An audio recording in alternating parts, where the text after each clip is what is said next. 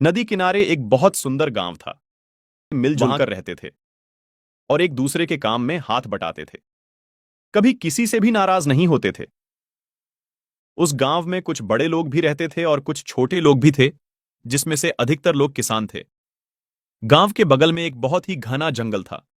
वो जंगल देखने में तो बहुत ही सुंदर था, लेकिन उतना ही डरावना था। उस जंगल में एक बहुत ही डरावना भूत रहता था। वह भूत इतना शैतान था कि रात में हर 1 से 2 दिन बाद किसी न किसी को मारकर ही दम लेता था। दिन में जो भी उस जंगल में जाता था, उसको भूत कुछ नहीं करता था, लेकिन जैसे ही रात होती थी, वो गांव वालों को परेशान करना शुरू कर देता था। गांव वाले बहुत डरे रहते थे।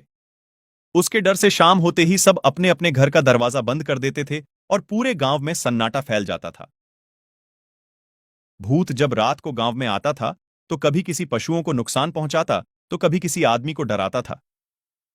उसके डर से कभी कोई रात को घर से बाहर नहीं निकलता था। उस भूत ने इतना दहशत फैला दिया था कि गांव के लोग थर थर कांपते थे।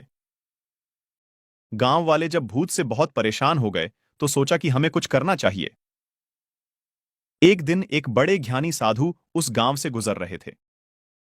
गांव के एक आदमी ने उस साधु को देखा।